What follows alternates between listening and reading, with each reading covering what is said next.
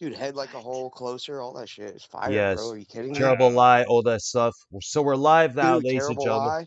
Yep. So we're live now, ladies and gentlemen. We'll definitely get to that later on. Welcome to another episode of Music Maniacs with myself, Dr. Earl, the Great YR, Paul 3, and Prince Idol is back with us once more. We got a Yes, lot of this sir. topics to talk about. We're going to be doing our top 10 favorite guitar players, most definitely. We're also going to pay homage to the recently deceased John Sykes, who used to play guitar with both Whitesnake and Thin Lizzy and many other projects as well. And also, I'm going to give YR Yeah, I have some things on that, Brown, for you. Nine Inch Nails because YR DM'd me and wanted some information about Nine Inch Nails, and the only song he knows from them was, of course, the '94 hit "Closer." So we're going to be diving into that most definitely. But first, John Sykes, the guitar player who Okay, so used. yeah, so Eddie Trunk, I've heard him mention this guy's name from time to time. And so a couple days ago, like the day after, he did a whole show talking about John Sykes, and Eddie Trunk was like he easily put him in his top five favorite guitarists. Mhm. But I didn't realize like he pretty much gave this backstory. Like he did all the big. I mean, besides "Here I Go Again," he did all the big songs on for Whitesnake, but Mhm. touring, it wasn't him. Yes, exactly. What it was that. Let me give you the little history on John Sykes. Um, he passed away from cancer this past Sunday. I did a little video short paying homage to him. I also did that on TikTok as well. He was the forward guitarist for a band called Tigers of Pan Tang. Um, he also later joined Thin Lizzy on their last studio album, Thunder and Lightning from 1983. He also toured with them. That was his only input with that group. And about a year later, he became the new guitar player for Whitesnake. He played on the album Slide It In. He also played guitar on that self-titled album, which went mega platinum, went all over the radio. But however, before the album was released, David Coverdale fired everybody from Whitesnake. He fired everyone. He fired Sykes, bass player Neil Murray, and he also fired drummer Ainsley Dunbar, who played on that album just as well. I'm not too sure what the issue was. Apparently, it was egos, there was disputes, such and such, and Coverdale decided to put together an all-star lineup featuring Vivian Campbell, Rudy Sarzo on bass, Adrian Vanderberg on guitar, and Tommy Aldridge on drums. Can I just throw in real quick that there are recordings that exist with that other White Snake out there too, with like John Lord on keyboard and all that Yes, stuff? exactly. What? Two of the tracks on the self-titled 1987 album was actually done previously. Crying in the Rain, Here I Go Again was originally released on an album called Saints and Sinners, which I don't know if it ever reached US shores, but those songs, you got to definitely Brown, look them up for sure. Dr. Brown, real quick. That Mhm. "Love Is No Stranger," is that John Sykes' guitar? Yep, that's him. That's when he was a Because full member of the that's band. what he not only did guitar, he co-wrote most of the songs. Yep, Besides "Here I Go Again," but that's yep. what all the big ones. But I mean, if you, I never knew that, but like Paul three, you've heard of this guy before, the John Sykes guy? He's always been like a background guy in my estimation. Really, he's not been on my radar as much. Um, yeah, I wouldn't call him like the brains behind any project, especially in Thin Lizzy. He wasn't there for like any of the actual like good stuff, like Yeah. Jailbreak or any of that. Like, so for me, I think he's more of a hired gun type player who was just super good and was there at the right time, just like Whitesnake. Mhm. And Other he than did, that, yeah. and that's what Eddie Trunk was saying. I mean, he was like friends with him for real. Like Yeah. he was saying that he didn't trust the industry. Like that thing that Coverdale did really like stuck to him and made him salty all these years. Never wanted to really. I mean, he did this Blue Murder or something Yes, like that, called Blue Murder. that came out in 1989. It was him, bass player Tony Franklin for The Firm, and Carmine Appice on the drums. They released Oh, a couple Carmine. albums. Yes, I remember the song Jelly Roll, Valley of the Kings. Those were played on the old MTV as well as the radio stations at that time. So that was getting good coverage there. Yeah, I met Carmine, and he was kind of a Really? dick. I'm not gonna lie. When my band played, Ah. yeah, we opened for Vanilla Fudge, and he was kind of a dick. He didn't want anybody with like logos on their shirts to take pictures with them. He was Mm, very weird. Yeah, wow. very weird. Yeah, and selling drum heads signed by him for like, I can't remember the exact price. I don't want to throw out there an estimation, but they Wow. weren't cheap. Yeah, yeah, Wow. Hey, he's a shill.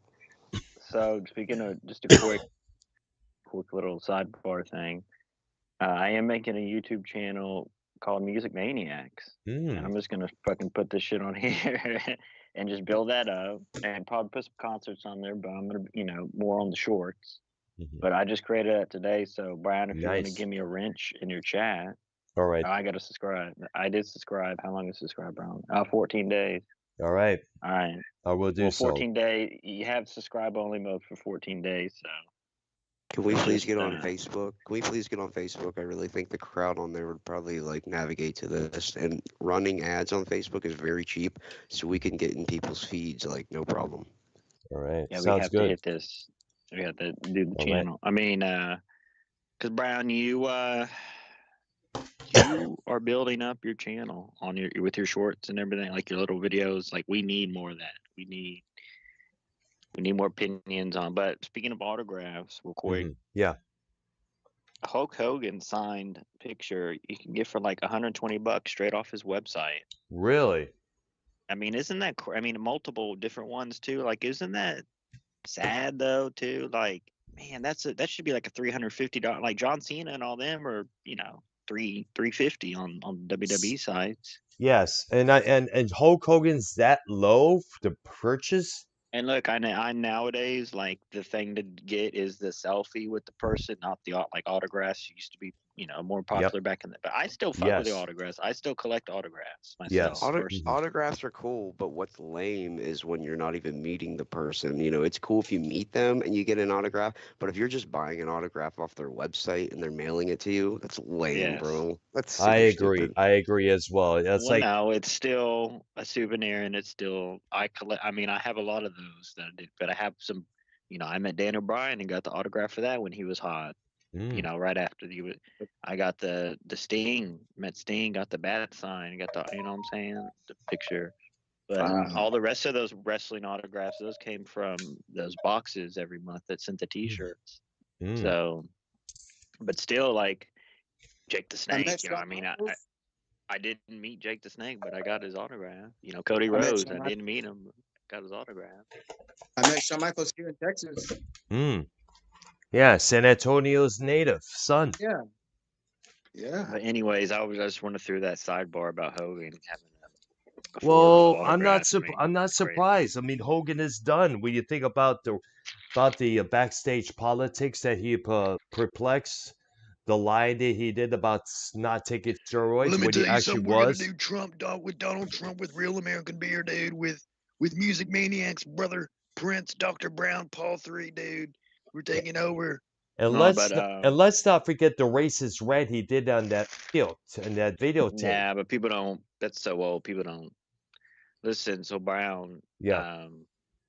Dude, people hate him more than ever, and people were bringing up that really, racist rant that he had. Yeah, They that they're was saying, uncalled for. I mean, like, come on, man. I nah. mean, yeah, when you think about it, he should at least, hey, if you're going to date, it doesn't matter if he's black or white, as long as he's not a gold digger like Kevin Federline was. Yeah. So anyway, Eddie Trunk was, down and everything, but he was talking about he was trying to get John, he was trying to tell John Sykes like a lot of people love his guitar playing and it's inspirational, blah blah blah. And he, wanted him to do stuff and he would, what I'm saying, and he would never do anything, blah blah blah for all these years. And then he dies, and then like all these big guitarists slash everyone saying, John Five, everything is I mean, everyone is like, R&P, RIP, blah, blah, blah, like knew of them and everything. So, I mean, obviously, guitar community, when you're a professional guitar player, you know all the guitar players. So, Hey, he was a badass. You listen to the solos he But did look, on Holy. I told Paul 3 like a week ago or whatever. 2025, we're gonna get a lot of rock and roll deaths, and it all like last year, was we had some, but every year it's not getting, every year these people are getting older, and and in the 80s that was 40 years ago, not Yeah, 20 years ago. This isn't the 2000s, guys. Like I this know. is that was 40 years ago. The 90s was 30, almost 35 years ago. Yeah, I know. So I Okay, mean, brother. Go ahead. We're getting off topic, Earl. No offense to YR. Let's get back to the all-time good favorite guitar players. Well, Get back we to gotta topic. let me wait, add wait. before We have let to me talk about add. 9 Inch Nails, bro. No, let me continue with John Sykes and talk about his Yeah. guitar playing ability, because when I'd watched a couple of the videos that he did live with Whitesnake, one of them from Rock and Reel in 1985 when they were doing the song "Crying in the Rain" before it went down on the self-titled '87 album. And man, Sykes shred like a motherfucker. He played like a badass. Listen to the solo he did on the Thin Lizzy Nah, it song is good. "Holy Paul 3, War." he Paul 3, he is good. He'd be using Les Paul, obviously. Black Les Paul, badass looking guitar. I mean, yeah, he But played on Still of the Night. Like, if you ever heard that song too, like, it's like there's some melodic-y, badass but then playing on it's there. like it's a lot of things. Pretty good. Yes. Children of the Night. Is This Love? He did Oh, a Is This great Love? solo. He did a great solo on that one. Good harmonics on some of the good harmonics later out through that song in between the verses and the chorus. I meant to say. That's a band that'll never tour again. What's his Coverdale? David He's Coverdale. toast. Yeah, Mm. he's done, man. I mean, he struggled. They were trying to do something a couple years ago. I think there were. I think they did a co tour with like Scorpions Mhm. or something that was nice. But like a couple years ago, he tried to do a tour thing and then like ended up quitting or Mm. halfway in or something. Like he's warrior. All Keeping those your songs. I mean, that voice, was power vocals, bro. Power vocals. bro. Powerful Keeping your songs, power God, voice. vocals, get powerful drums, bass, and guitar playing as well. It was one powerful album. I've listened to it many times when I first got it in '87. Like, wow, this is powerful stuff. No wonder it's a big hit. Yeah, it was super powerful, but yeah, David Coverdale, man, what an amazing singer. But keeping your voice as a rock vocalist is probably the hardest thing to do in the music industry, at least in the rock realm, is keeping your voice as a singer. And I think one of the only people that have done that from way back when is probably Sammy Hagar. Like, he sounds incredible He for his still age, you well, know? does. Sammy and Rob Bruce Half, Dickinson. Rob Halford. Bruce Dickinson, and Rob Halford. I'm super proud of him for going through my Yep. own vocal issues because Rob Halford went through hell and he couldn't sing at all, like his Nah, own but self. Bruce Dickinson had Nowadays, like he can throat. do Did it. he have throat cancer, Brown? Bruce Yeah, he Dickinson. did briefly. He had Yeah. throat cancer for a short while Yo, there. Paul 3, I'm telling you, I think he bro. got Paul that 3, taken I care will. of, or it went into After remission or seeing that something. shit, Paul 3, after seeing that shit, what I saw in November, bro, I will live and die by Iron Maiden from now on, bro. That shit I'm is not not saying easy to sing. they're better than Priest, but I'm not saying Priest is like, bro. I mean, live now, obviously Maiden kills Priest, but Jesus Christ, you know what I'm saying? Why? I mean, I'm so late to the party on that, Brown. This whole Maiden fanfare, dude. I mean, it's a Yeah. real thing. The whole Eddie thing, a fucking Eddie shirt for every song, dude. Like, it's a whole. It brings it to life. Like, Yep. it's a whole deal. It's a whole like Iron Maiden, really, bro. Like, they really are like the great, like next to the Beatles, Mm-hmm. compared to like still doing it now, blah blah blah, making new albums, everything. Like, Paul 3, you do shit on Dickinson a lot, and that pisses me off, but.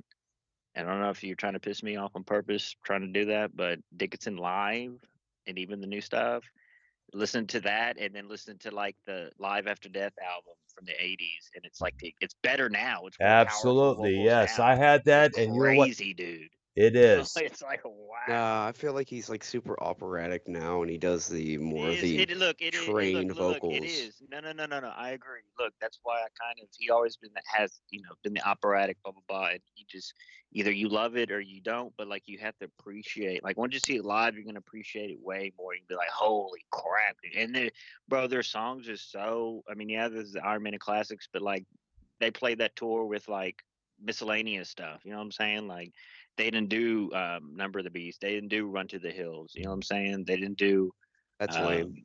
Flight of Icarus. You know what I'm saying? I mean, but they're gonna tell you like that tour that Brown went to, Legacy. It was a Yeah. greatest hits tour. You Yeah, know what I'm saying? exactly. So Exactly. they'll No, tell that you what they're gonna. That's a good thing about like they'll tell you what they're gonna do and what the theme of the tour is gonna be and everything. Like this new one coming up, it's gonna be all the classic shit from the first like what 4 or 5 albums I believe so. Maybe so there, man. from the first album to Fear of the Dark. I'm yeah, thinking that's so, yeah. like I said, that stuff is not easy to sing. Like I'll give him his due. Oh, It's that's what I'm definitely not. He saying, doesn't dude. sound horrible, but my point was there aren't too many rock singers from shit. I mean that's even Well, there isn't earlier like than what there. I'm I mean, talking about. Like look at Robert Plant, bro. His voice is absolutely he horrendous. sings fucking bluegrass now, bro. You Yeah, know what because I'm he I can't know, sing yeah. rock anymore. Now, would you Exactly.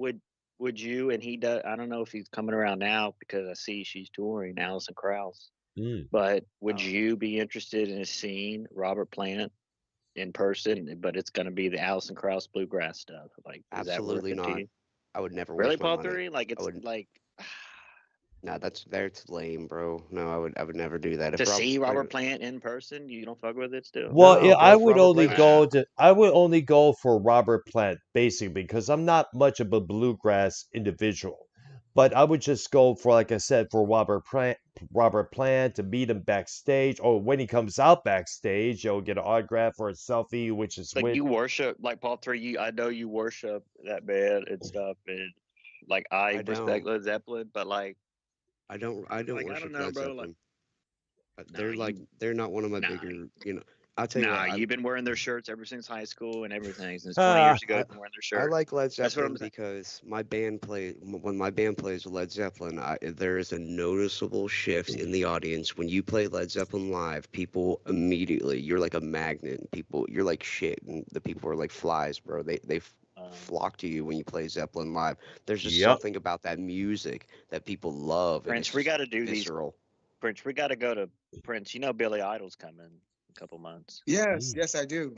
I'm And definitely going to. bro, ticket, look, pre-sale tickets. I checked And today, Travis $25. tour. He's on a world tour. 20. He's coming to Texas soon, so I'm on the lookout for that I too. really want to, guys, Paul Three Brown. I really want to. I've always wanted to see Billy Idol live, and I know only a couple Ooh. of those songs. You know what I'm saying? I'm not a deep track Oh, Billy there's a Idol lot of fan. songs he has done, like a Flesh for Fantasy, Catch My Yeah, Fall. Paul Three, I You know, really want to. And then Steve, isn't this guitar player named Steve Stevens or I something? yep, was just that's gonna his bring him name. up. Yes, he's Steve a damn Stevens good is an Yeah, guitar amazing player guitar too. player. Yes, and Yes. but one of the 20, things I 20 guess, arena. This is an arena, and Joan Jett is opening, right? It's Joan Jett and Billy Idol, double bill, but it's at the arena where Creed and Maiden. I mean, this is an arena show mm, for Billy Idol. I mean, look, Damn. well, because it's one of 20. those big. Well, the '80s are big once again, no doubt about it. Because so many people on social media have been saying that '80s music has been way 20 times better than the music that we got now, the Prince, we got music to in the hit that. '90s. Prince, $25 for nosebleeds for that, and it's an arena. That's a good price, and it's the best arena. It really is a good arena. Yes, and a That's Like there's credit not to amazing. Steve nosebleeds there. Ain't Stevens. even a like, bro. And Steve, that's gonna be real. That's real. This is Paul Three. This is serious, bro. Like this year is kind of weak so far on the tours, but I remember last year it was a little bit later. They announced more tours Hmm. because last year was badass. You know what I'm saying? But like, we need to get into this list because we got to get into this Nine Inch Nails thing real quick. Hold on, Paul Okay, Three, Dr. Brown. okay. You know, Now, I did why listen to are some of these. I did listen to some of these Nine Inch Nails songs yesterday. The I want to fuck you like the animal, you closer? blah blah blah. Like I'm like not really too excited, blah blah blah. Like, but I guess I'm gonna go to it. I mean, it's not until like September. Yes. Well, Nine Inch Um, Nails, as you know, is going on tour. They have an album coming out called Peel It Back. And this is going to be interesting because in the past, it was just Trent Reznor is Nine Inch Nails with a lot of backup musicians on tour. But now, as of 2015, Nine Inch Nails has been solely Trent Reznor and Atticus Ross, who, as you know, won a Golden Globe Award for their soundtrack for a movie called Challenges, as we mentioned a couple episodes ago. Now, Atticus Ross was in a band well, called 12's Rounds, who used to be on Trent's record label called Nothing. We'll get to that later on. Brown, real quick. We don't need a history of Nine Inch Nails because we're short on time. I have I like how he says Brown's name. I like that. I love how you say Brown. Brown. We have to. Yeah. I'm gonna ask you a couple questions about Nine Inch Nails, but Okay, there. I did see the band um Filter, which Hmm. that guy was he the original guitarist in Nine Inch Nails? Yes, he was the original backup guitar player. So, what's his name? Richard Patrick or Robert Patrick? Because Yeah. there's a You don't like there. him, Paul Three? I could go without Filter personally. I Well, mean, the only like it was Filter and then Ministry and then Alice Cooper and then Rob Zombie. Zombie. It was like a Yes. package tour I went to a couple years ago. Pretty good. It's hot. Now, Filter, as we all know, is they had two big hits. Take a picture, and of course, we cannot forget the essential "Hey Man, Nice Shot," which is Yeah, that's about what I'm that's saying, Brian. I think "Hey Man, Nice Shot" is a more bigger popular song than anything Nine Inch Nails did. Is well, that well, too far actually, not. fetched? No, I beg to differ because "Head Like a Hole" for the first record is still played on most alternative stations and at nightclubs to this very day. Yeah, You people were know, telling me in the '90s the club scene, like Nine Inch Nails, was huge. Like they were playing their music in the yeah, clubs in the because they '90s. did this performance at Woodstock '94. They came out all drenched in mud because it rained it earlier in the day, and everybody else in the audience was drenched in mud. So they figured, hey, let's do the same thing. Let's go out there covered in all this mud and everything else. And it was a very phenomenal performance. People were talking about that's that performance they did for God knows how long. The amount Well, of bootlegs. the Ministry band, they came up with the industrial sound first, right? No, industrial That goes back to the 70s, like Throbbing Gristle, Test Department, Skitty Puppy, Frontline Well, Assembly, Front why is 242, people saying like Ministry is like the pioneers of industrial? because those people are idiots. They have yet to look back into the past of how Well, maybe industrial it's even industrial. Is it started. like industrial metal? Is that Pretty what much, Ministry is? The yes. whole it's a Well, different. them and Godflesh are like the pioneers of industrial metal because Godflesh was a guitar player who sang, bass player, and a drum machine. So wait, so like if you were, let's take it back, me and Paul Three, let's take it back. Let's pretend before we're born though. Let's take it back 40 years ago. Paul Three's listening to Ministry. Would he be listening to Nine Inch Nails as well? Yes, Same kind of because same pond. Nine Inch Nails. Well, let me explain the genre we're speaking of: the gothic slash industrial genre. Bands like Nine Inch Nails, Ministry, Frontline Assembly, Skitty Puppy. Those were the prime industrial bands at that time. Front You know, 242 included. The goth scene had Sisters of Mercy, Bauhaus, Susie and the Skitty. Banshees, and as well as The Cure. Love Many the other. Cure. Mhm. In fact, a lot of people, The Cure is still together to this day, but it's Robert Smith with a whole bunch of It new is. cast members. I'd like to see that band, The Cure. Paul I did Three. see it. I saw it one Yeah, time back in catchy, man. They're '96. fire. It's good. It's good. It's fucking amazing. Yes. If you like quality, like musician and good guitar playing and just jamming out, The Cure is the band for you.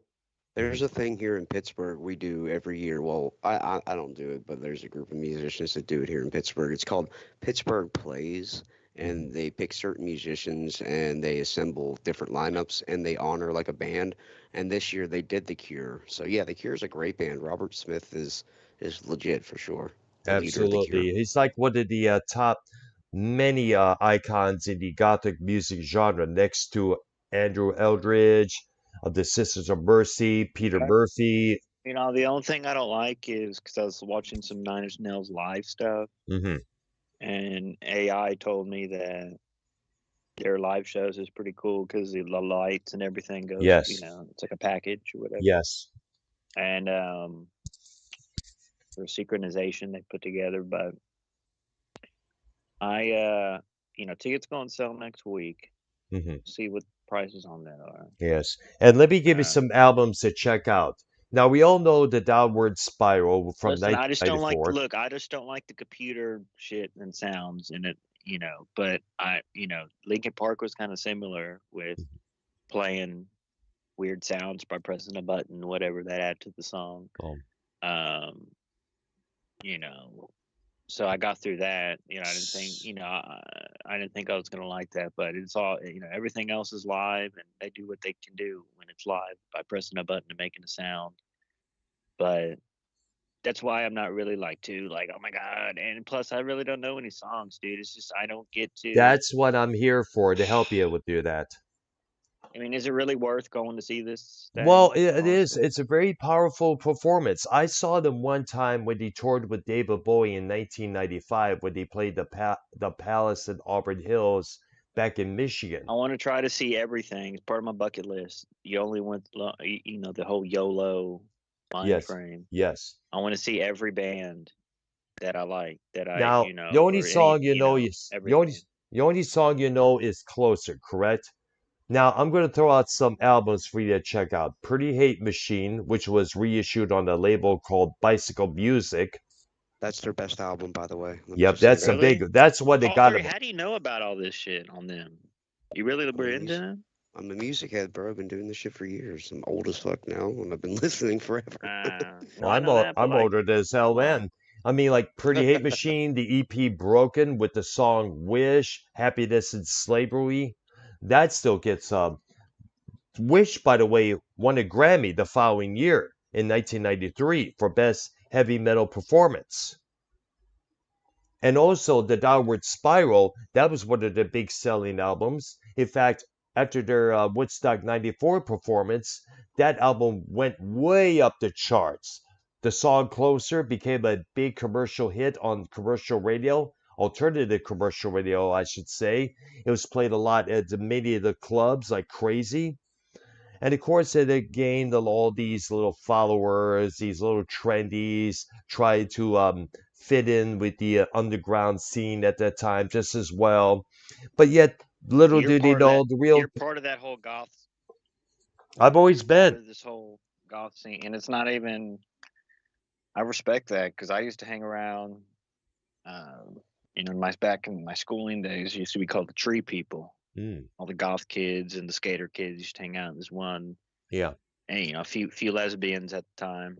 Mm, But they used to hang around this tree outside of my school. It was like you could eat outside of the school. uh, They had like trees and like a park area, like set up benches. You could eat outside. It was just like a cafeteria. So like you're hanging at this tree, and you would and I hung out. Like I wasn't never goth per mhm, se. I never wore all black and did all that. mhm, But I was like Paul 3, where I don't know. Like I did have the Bam Margera shoes, the audios. I had mhm, like the skate shoes, and then but the band shirts with t-shirts, your good Led Zeppelin shirt I had, your good Jimi Hendrix, ACD, the essentials. But Paul 3 and Dr. Brown or Prince, did you ever wear the skateboarding shoes as a rocker person? Or Prince, all you wear is Jordans? Let me know. Oh I yeah, dude. you mean Vans? Yeah, like Dude, Brown, did you ever wear like Vans or like The only Vans I ever wore was for my work, and that was about many months ago when they wore out, and I went and got me these. because Brown wears boots when he goes to the coast. Brown's wears like boots and Not stuff just or boots. whatever. I had these black suede. I've seen size those penny loafers, like penny loafers. loafers. That's what they're called. Yeah. Yes, I wear those a lot of times, so I enjoy wearing them a lot. I do have a Prince, what few boots, Prince? as Do you you may wear remember. Chris? Do you wear basketball shoes? Or you wear like Vans and Converse, or what do you wear, Prince? All right, Paul 3. You used to wear Yeah. the Bam Margera audios. Oh, dude, I had audios. I still wear Oh, Vans actually. Nowadays, I wear all black Vans. But yeah, dude, I've wore all that stuff growing up. I grew up with in the punk scene. There's a lot of metal too. When I grew up, it was more the hardcore scene, kind of when I was growing up. listen, That, we all kind of did, were in the same ponds in one point in our life, which is pretty yeah, cool. We probably, CKY, Jackass, all that stuff was huge growing up. So the punk stuff was pretty popular. Tony Hawk, all of that was like but super Brown's big a when I real grew up. like Skater Brown punk. really does the yeah Yeah. Brown really does the whole the black on black type deal, which is But nice. I respect that. I also grew up going to metal shows. We were in circle pits, we were in walls of death. Like I've done all of the metal shit too. Brown, I'm starting to get a lot of like, when you wear all black, you do match. You match at all times. So I am starting to like, oh man, get Well, black I'll pants, get tell you this. black jackets, brother. I'll tell you this. Black is easier to clean, number one. And two, I'm going by the phrase that I remember hearing a long time ago. In fact, it was even the title of a Chuck Norris movie, Good Guys Wear Black. Well, like that vest I sent y'all, like the faded kind of black. I like that Yep. too. Does that count as kind of gothy too if it's faded, or it has to Well, be pretty like much. dark Well, black? well, it all depends on what kind of patches. I know you have Iron Maiden, Judas Priest, but if you put patches like Christian Death or Bauhaus or any other What about goth band Creed? or Creed, well, kind of oddball putting Christian Death No, alongside it's a the it's patch of the Creed. it's the battle jacket with. Do you have to have metal and rock bands on the battle jacket, or can it be Not really. concerts you've been to? Bro, Well, you want to put my Creed? I know Creed, exactly. come That's on. what I'm thinking. I Creed, like Creed, but dude, putting Creed on a jacket would have got your ass kicked 20 years ago. See. let alone next to a But patch of Christian it's Death. I'm putting patches that I've of groups or tours that I've been to though. Yeah, but Creed, I So mean, that's just funny though to nah, put a come Creed on. patch That on was one a of the jacket. greatest fucking concerts I've ever been to, bro. I got pics and I got Tremonti's pick and everything, bro. Dude, I agree. I Nice. think Creed is killing it right now. That concert that you went to and posted was incredible. Yes. Creed's Yo, killing it, but Yeah, a because Creed everything patch. because they got their shit together, especially Scott Stapp, because man, he was having issues after Creed issues is after like issues. honestly, Creed is like the new is like the Doors, bro. Like Scott Stapp Dude, okay, is you need to quit with that. That is the Yeah, no, yeah, dumbest I agree thing I've ever because heard in my there's life. no, only no. one Jim Morrison. There's only one Doors, and No, I'm but just sorry, but Stapp doesn't come close to Jim Morrison. how wrestlers do similar things as a respect or something, or I don't know, No, like just Scott how. Stapp is more like a mega pastor when he's talking, not like Jim Morrison, bro. No, but like who talks, like who really like no. I mean, like some do, like kind of go a while between songs, or not a while, but just go into some offlandish stuff. And you're right, like it's not like Jesus, Jesus, Jesus with Scott Stapp, like he does nothing like that, but um. I don't If know. Just remind me. I mean, let just me, seeing the Doors movie and seeing what like, and I don't know. Maybe that's how he acted and stuff. Just how it was nice though. yeah, but But you That's we got just to also get funny, get into we bro. got to get into this list, guys. We're going Let me way. just say, like, putting a Creed patch on a jacket, like you might as well put like a Bee Gees patch on there, bro. Like you don't put a Creed, you don't or put a better Creed yet, how patch. about a Nickelback patch for Oh, crying? please You no. never, Brown. You would never. You don't think it's a good idea putting? That's not what people do with their battle jackets. Put patches of concerts they've been to, or is it Well, just their they favorite put whatever bands? patches they like that suits their needs, whether it's patches of Nah, fuck motorcycles, that. I'm doing a guitars, purpose. or I'm whichever. doing a purpose vest, bro. This is a vest with a purpose of, and like obviously the concert shirts is nice and I collect them too, but like I ordered the tour from 2012 from Iron Maiden that I went to, the Final Frontier patches that I'll put on this vest. I don't have the Now, shirt.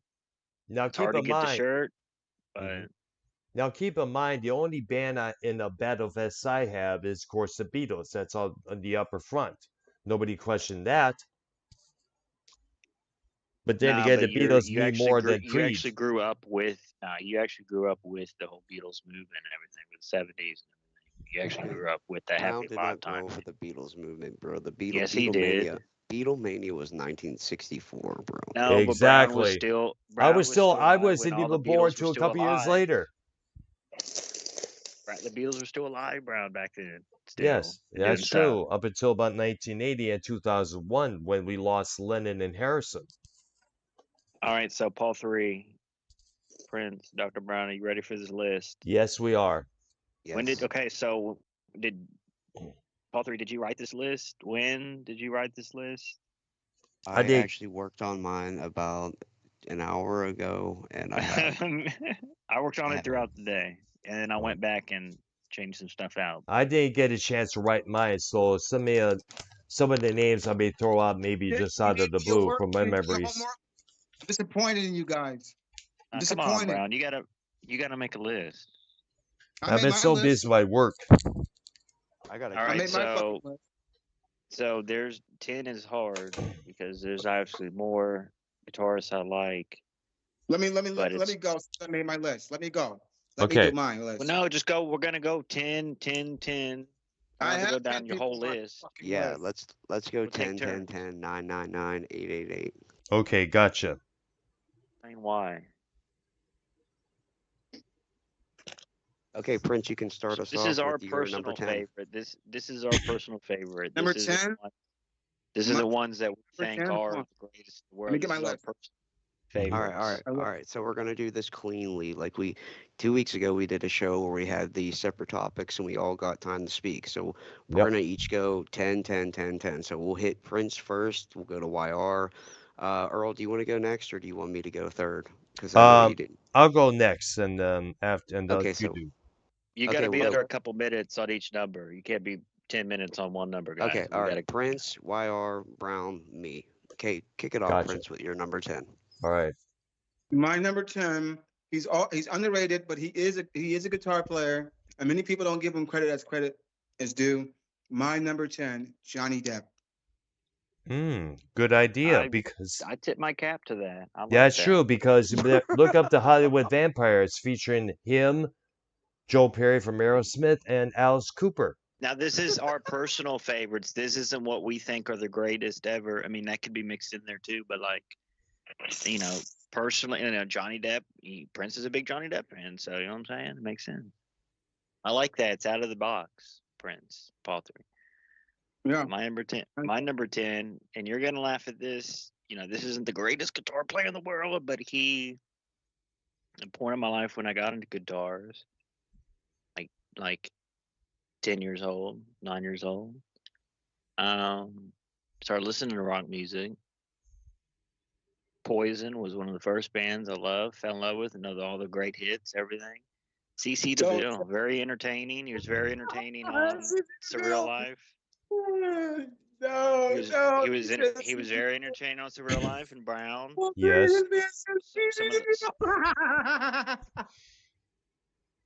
A lot of those solos are good. I mean, come Yeah, on, he Dr. did Brown, study. man. He did study music. He admitted that in a few BC interviews. Rich guitars. Yep. Catch me while I'm fainting. I'm fainting. This man said CC the fucking DeVille from Poison. I mean, CC DeVille is better than Johnny Depp on guitar, but hey, that's just me. Johnny Depp is a good guitar player while you're playing. He's a And really Poison good is one of the, if not the only, since Iron Maiden, since what's his name left, Nico McBrain. Yeah. Poison is one of the only original bands of the 80s left. So That is true. they don't do touring every year. So it's always like a big thing when they come around. It's very good. Mine was CC DeVille. Prince, yours is Johnny Depp. Paul 3. Brown is next. Brown is third. Yeah, that's I'll go right. last. Okay, my number 10 will have to be the guy that we briefly mentioned during the discussion about Billy Idol. Now, for a while, I considered him the Eddie Van Halen of the new wave circuit. Steve Stevens. he is a very talented guitar player. He worked with Billy Idol for many years. He had a project called Steve Stevens' Atomic Playboys, and he does do a lot of good solo work. The one he did for the song Rebel Yell, his biggest hit, that still remains a top notch to this very day. Plus some of the effects pedals that he uses on that track as well. Yep. So there you go. No, that's a great pick. Great pick. Uh-huh. Steve Stevens is definitely underrated. A lot of people don't know his name, but they know his riffs. You know what I Yep. mean? That type of thing. Yes. Okay, my number 10 is going to be Carlos Santana. Mm. Um, love Santana. I mean, just it goes back even from Woodstock, when he was tripping on Yeah, that's a acid good and went out pick. there. Yeah, Yeah, that yeah, was yeah. fun. Yes. So I'm a big Carlos Santana fan, and in the 70s, he did an album with Mahavishnu, John McLaughlin, called Love Supreme, I believe. Love, And that surrender, devotion. Yeah, yeah, there's Love Supreme, Love Divine, but yeah, I believe that's the album title. Yes. Man, what an album, what playing on that. You've heard Carlos Santana, Black Magic Woman, you've heard all that stuff, Yeah. but until you hear his work with Mahavishnu, John McLaughlin, you haven't really heard him yet. So yeah, my number 10 is Carlos Santana, amazing player who's still doing it. Paul My 3, have you seen him? Paul 3, real quick, have you seen him live? I wish I had seen him live, and I He just comes want to around throw every out year almost. I He want to does throw come out a around a lot. song. I'm going to throw out a song with each of my picks, and I just want to say, listen to Europa by Santana, or the Mahavishnu stuff too. Yeah. Or Now, better real yet, quick, well, let me add this go ahead, here. bro. Check out the album Moonflower. It's comprised of both live tracks with the tour they did that year, 77, along with some studio recordings. In fact, to check out his cover version of the Zombies, She's Not There. Bone Oh, crushing. bro, What did you Very think bro. of? What did you think of? And can I get a year when the song came out? Because I loved the song. I loved Rob Thomas in Matchbox 20, but that song Smooth. Can we get a year on that? I'm gonna throw out That like was 98, 99. 1989. I remember it that very year No, when it came out. Rob No, Thomas. Smooth was like 1998. It was 98, 98. Okay. 99. Well, no, that's when he decided to go commercial with featuring every famous singer he can for the next I know three that was, records. bro. Did. That was like a Yeah, research. That was like a rebirth of Santana. Like that got him popular. yeah, but that Yeah, was but lame. yeah, That was but lame. keep in You mind don't like, bro? I love that song. And it's just like the ocean under the moon. that Yeah, was. see, Standing. But here's the that thing. was Here's the thing, Yeah, the people out there. That record was a big hit. Bro, that was a But huge. let's. I know it was mainstream, but come on, I was like 9 years old. I love that song, Yeah, but then again, and are these that same got me people? into Santana. Yeah, I but mean, there you go. yeah, but will the rest of the people get into the earlier albums, like the one that Paul 3 mentioned, or the Because third Rob album? Thomas was popular, was super popular at the time too, with Matchbox 20. So he was more popular than Santana, I think, when that song came out. how about Abraxas? The album Abraxas. Yes, Check with out that nude that black chick on the front. That's where, beautiful oh album yeah, cover. Como Va. But to be honest, like it is his live. Like I wanted to do one because he does come around a lot. He does do the pavilion shows around. Mhm. Comes to the pavilion. But it's a little bit too salsa-y for me. I don't know. Like nowadays, he doesn't What? like. Yeah, nowadays, like he has all these other singers sing the songs. He just plays guitar. Like he doesn't sing. He He never Yeah, just throw. he sang. never He sang wasn't a all singer. together. Period. Yeah. And He that's it. did. He did that one. Oyo como va. Yes, My taco's hot. yes, that was He on the sang that second song, record. right? That's what the album. That's what the album that Paul mentioned, Abraxas, and that's one with Black Magic Woman on the Fleetwood Mac cover. But yeah, it's kind of like salsa-y. Like they got the drum the ta-ta drums out there, and it's kind of I don't know. It was rock and roll Nah. with Latino Right, percussion right. added to it. Let's move it along, guys. Number Well, let 9. me All right, let me number just say 9, Okay. let me just Prince. Who say you real got? quick with we Number can't 9. just Number talk about 9. the guitar. Wait, can we just talk about the guitar? Santana went from an SG early on, and now he Paul Reed plays Smith riding. PRS. Paul Reed, PRS, Yeah, yes. Okay, P.L. that's all. Reed Sorry. Smith. Yep, I it's remember. nice too. Yeah. It's nice. Very So smooth. Prince's number 9 is Elias from WWE. No, I'm just kidding. Go. No, go. My number 9. He's underrated. He's another underrated guy, and he didn't get credit for what he did. But many people also know his riffs and he's from the band Revolution. I'm going with Prince's lead guitar player, Des Dickerson. Hmm. Yeah, Nice. friends with the good Interesting. picks tonight. That's a good one, though. That's a good deep track. Very Deep pick. underrated. I like Very that. underrated individual for the Prince camp. Because Yes. everybody focuses on Wendy Melvoin a lot because she was around with the Purple Rain era and afterwards for the next couple of Well, years. Prince has got to be on your Prince has got to be on your list alone, though, because Prince is on people's list just in general. We He's haven't on my got list, there. Be on your list We haven't tonight. got there yet. but I'm starting from the bottom, working my way up though. My list. All right, YR. So my number Nice. 10 was Johnny Depp. My number 9, Des Dickerson. Mm. Next, who's next? I think. YR's number 10 pick or number 9 pick. Hmm. And it's just because this music, these songs, these solos, the tone. I listened to, when I was a child, and I'll never forget those songs. And a lot of the songs sound the same, but it's not a bad thing. Hmm. The band Boston, Tom Schultz. Oh, much credit to him. He's Right? not only a guitar player, songwriter, producer, engineer, and inventor. He put together Schultz research and design, which made a lot of cool ass guitar effects, pedals, and everything else. That might And he be the made the best. Rockman What year? shoes. What year did that first album come out, Brown? 1976. And it Probably got took to be. I mean, I 5 know years to make. people say Boston's like corporate rock, or whatever, but that's some of the most powerful stuff. Rock might be a little ahead of its time of the '70s, my opinion. Like, well, it might be better than like Zeppelin and all that. I know that's a little bit later, but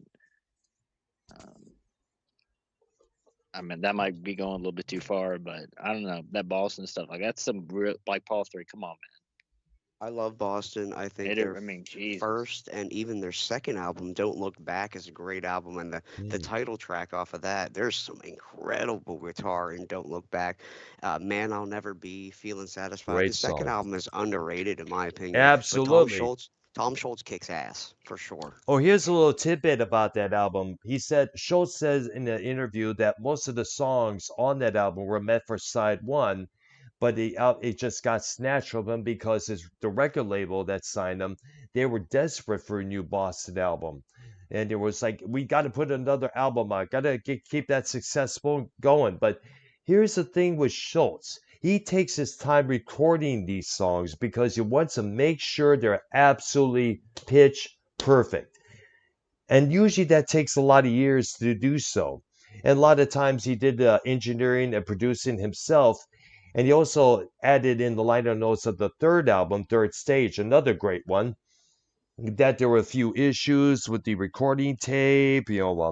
Some of the equipment he was using had way too much wow in them.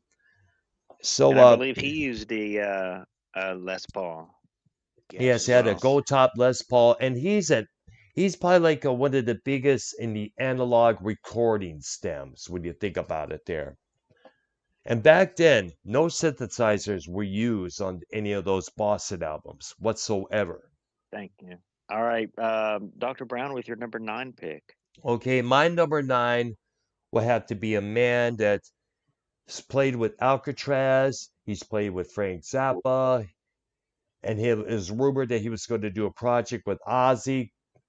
In fact, he recently toured with the project called Beat, featuring a couple members of King Crimson, Tony Levin and Adrian Belew, playing all the tracks from the 380s King Crimson albums. The project Beat, Steve Vai is definitely my number 9, most definitely. He's Brother, overrated. that's an amazing pick. I was privileged enough. I saw the Beat tour. I went and I saw about the third show on that tour. What an incredible show. And I have been saying Steve Vai might be the greatest guitar player I've ever seen live. What a showman. What a showman. He was out there holding his guitar up by his whammy bar, bro. Just, Yep, he's done that wow. many times. Many Wow. times. Wow. And he is definitely a actually, showman. Yes, he is, and he took on some new takes of the song "Frame by Frame" by King Crimson. He Mm. actually started doing it with like hammer-ons and pull-offs instead of just straight picking. So, wow, what a player, Steve Vai. Yeah, great pick, Brown. He's the next level. He's definitely not overrated. Absolutely. I remember one track they played on the old Z-Rock affiliate in Detroit called The Audience is Waiting, which is a pretty interesting track to listen to as well. Definitely recommend it, folks. All right. Great pick, Okay. great pick. I Who's gotta go next? pee. I'll be back. All right, so my number 9, I'm gonna go with George Harrison of the Beatles. I don't, What? Oh, Come on. yes, I don't, I don't, man. I don't think he gets his due as a guitar player personally, but you can go back to even live.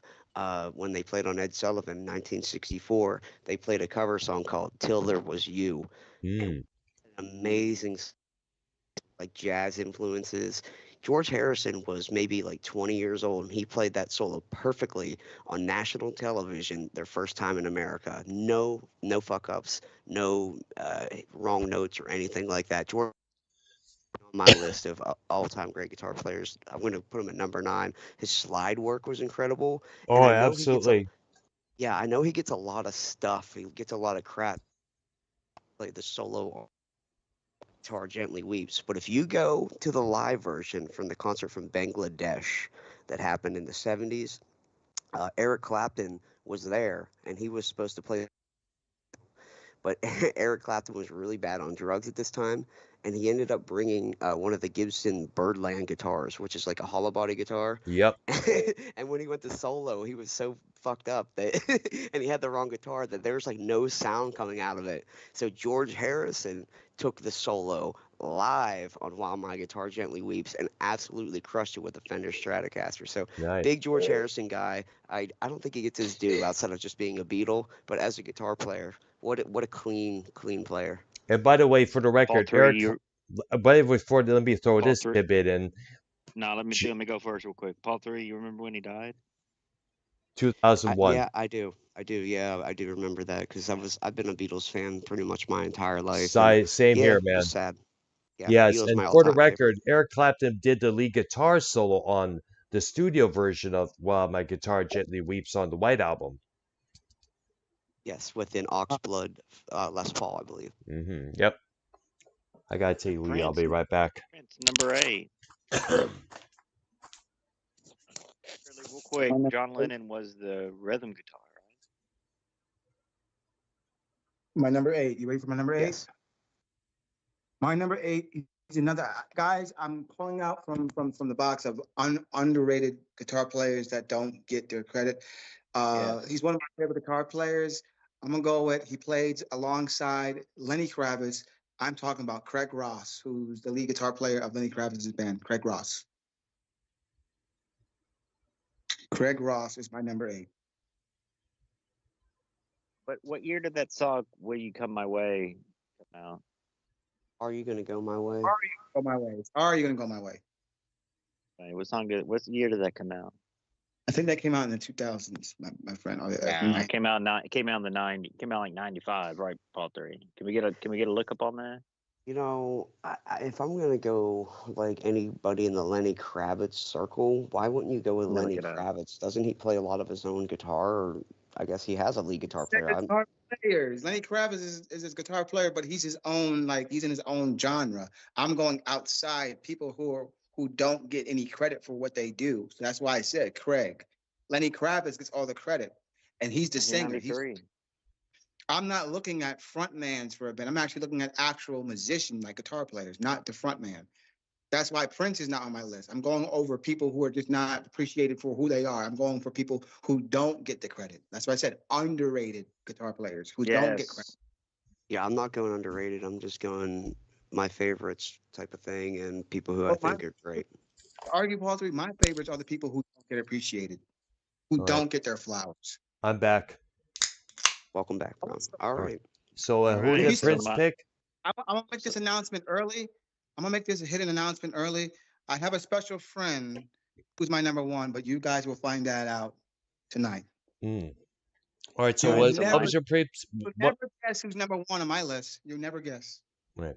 All right. So, what did you pick, Prince? I had to go take a leak before you started there. Craig Craig, Maynard. Great. Craig Who? Ross from who plays with Lenny Kravitz. Craig Ross. Lenny Hmm. Kravitz is the guitar player. Okay. Craig. The one with the big fro. Yes, Craig I Ross. see. I see there. All right, YR, you're number 8. Number 8, I saw him live. He's really old. He's not the greatest technical player, but he's very entertaining, and he's a guitar god to a lot of other guitar gods. He's on my list as well. Ace Frehley. Ace Ah. Frehley from Kiss. Yep. Very inspirational, icon, and a legend, honestly. And I saw him fucking live in like 2 years ago or a year ago in a damn like small little box with like uh, maybe 200 people. I don't know. I mean, it was like Jesus Christ, dude.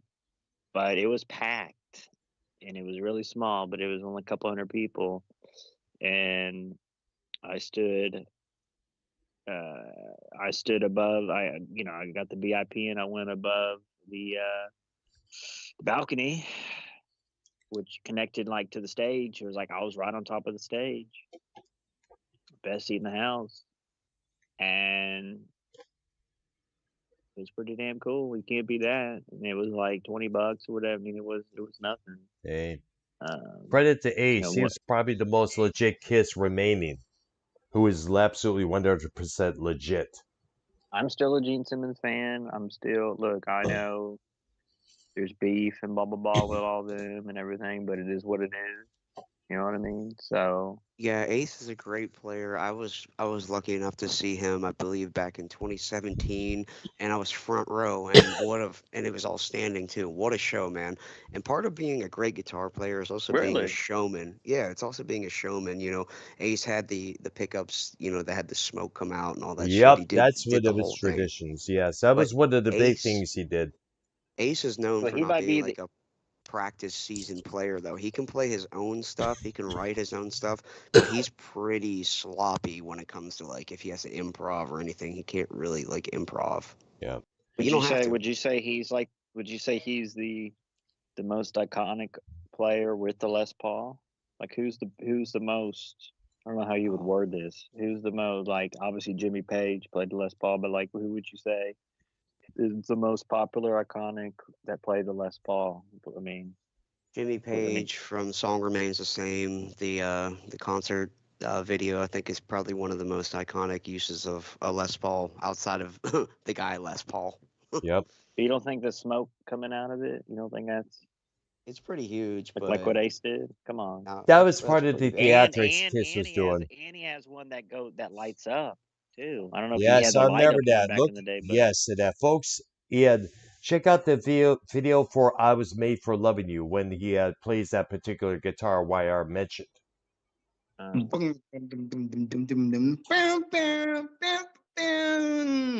so that's my number 8. Dr. Brown. All right, there. My number 8 is the man that was mentioned moments ago, Jimmy Page from Led Zeppelin. He was a studio musician for a while. He had a thing as a young teenager doing the skiffle music along with John Lennon. They didn't play together, but skiffle was very popular in the UK at that time. He was a he was a member. Let me start over. He was a member of the Yardbirds. Line up that bowl, Dr. Brown. Yeah, he was a member of the Yardbirds. When the original Yardbirds broke up, it was going to be the new Yardbirds until Keith Moon made the remark he made about the band.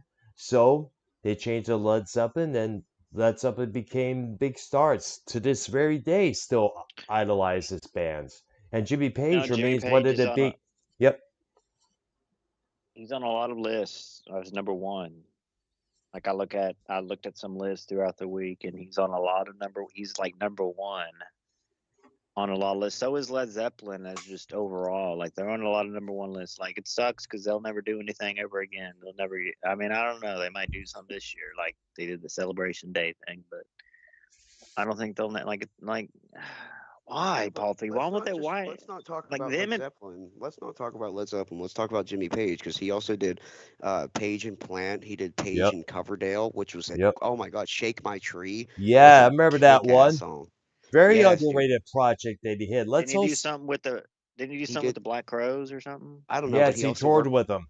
How about the Firm? That band, the Firm, they kicked ass. Yes. I mean, Page didn't stop writing or playing after Led Zeppelin was done. Like he kept going, bro. And like, let's talk about the Led Zeppelin reunion that they did. Yeah, He actually had like a 2007.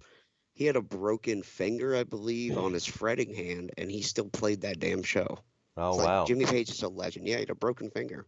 Wow. Let's also not forget the Death Wish 2 soundtrack, which came out in 1982. He scored the movie for the second Death Wish movie album with Death Wish 2 movie starring Charles Bronson.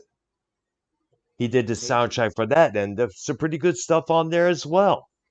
yeah, Page is one of those guitar players though, like Neil Young, that people kind of like get down on, say he was sloppy. I think Page gets that a lot because he was, probably on heroin when he was playing sometimes, and he Yeah. sounded bad. Really? Yeah, Yeah. yeah, he gets the sloppy rap a lot, like Neil Young as well. All right. That'll But be a hard good hard one. to hard to disagree. Amazing guitar player. Okay, my number eight. I'm going to go back a little bit with a guy who inspired a lot of the guitar players that maybe we're talking about, and I'm going to go with Albert King because Mm. wow, what a player! He played a flying V, which was super cool and unique to see back in the day, Left-handed. and left-handed as well. Yep. And those strings, man, I think he played maybe 12s or 13s, and most guitar players play 9s or 10s. So those things were like telephone wires, and you got songs like "Born Under a Bad Sign," "Crosscut Saw." I mean, Mm. those are legendary tracks. Kick-ass guitar player, and he actually did a special with Stevie Ray Vaughan in the '90s where they both played together and sat down and talked, and that's a must-see for any guitar player. So yeah, I'm going to go with Albert King. Yeah, but that special day, that was probably before 1980 because that's when Stevie Ray Vaughan passed away. Oh, you're right. Yeah, yeah. So it's probably maybe 88 or something. Yeah, you're right. Yep. All right. There are a lot of times I wish I'd like to get me a used Flying V sometime soon. If when next time I go to a pawn shop. Great guitars, but you can't really play them when you sit down. That's the only That's thing. true there. You got to have a little thing there that I guess there was a little thing that pops out so you can lay it, put them on your lap. I guess it kind of makes it more convenient to play when you're sitting down. I guess this little latch that pops out, I guess. Big fan of the Flying V. Like you Mm. got Albert King, and my next pick. I'm not going to give it away, but we'll Okay, talk about gotcha. him after. All right All right, there. number seven, Prince. My number seven. She is underrated, and she played alongside Prince, and Prince is one of Prince's new bands, and I can't pronounce her name, but her name is Donna. And she was a lead guitar player for Third Eye Girl with Prince. Her name is Donna, and I love her music. I love her guitar playing. I can't pronounce her last name, but her name is Donna. Let me look her up right now. Donna. Donna, guitarist.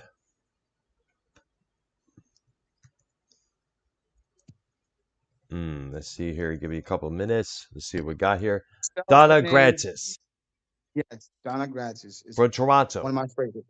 Yes. Yep. My very own from my country. That's why I love her. Mm-hmm. So, and she's overrated. No one even knows her. So here's my flowers to you, Donna. These are my flowers to you. Yeah, she pretty as hell is just as well there. Mm-hmm. You see, guys, I appreciate the people who don't get the credit. So my number seven, Donna. Mm-hmm. And she also does a lot of jazz work just as well. I love that. See, this is I told you guys, I'm going to be Prince Idol. I'm going to be the guy who gives you fine wine no matter what. I'm always going to be eclectic with my pick. Mm. Outside the box, always. Prince is always going to surprise you. All right. I have good cards, Paul 3. I got good cards. Good I call. got good, Definitely. I'm Hey, All putting right, but you on YR. something that all you don't right. even know about. I'm putting you on, All Paul right, 3. Take notes. YR. Why are your number 7? Well, I mean, you're picking the whole Prince camp here and a bunch of like, studio session players that got taken out on tour. I think part of the great guitarist, argument is things they've done in music, and nobody knows who the fuck Donna is or what she's done, so it's kind of irrelevant. Okay, number 7, Come YR. on, Paul 3. No one knows. Or Albert King. Come on, get the fuck out of Everybody knows Only the Albert King, blues. Hold bro. up, hold up. Let me dispute that. here. There are a lot of underrated musicians out there who can kick the most ass. Thank Like for you, Earl. example, Buckethead, Alan Holdsworth. They're considered influences on But the. these are our favorites, so those could be Yes, Prince's favorite, like personal to him. You know what I'm saying? that's I true. Yeah. mean, I There. could I could I could pick a bunch of no-name guys from Pittsburgh and place them as my favorites too, but geez, oh man. But all right. So my number 7, and going down, we're gonna get into more for my list a little bit more names you heard of, but we'll start with and a lot of mine I've seen at live. I'm putting that in my list too. People I've seen live, but I've seen this guy twice, and he is probably the last guitar god left. But he's a guitar god for a lot of the younger fans, especially in the 2000s coming up. But he really made a name being Ozzy's guitarist, Zach Wild. Oh man, much love and respect and credit to that guy.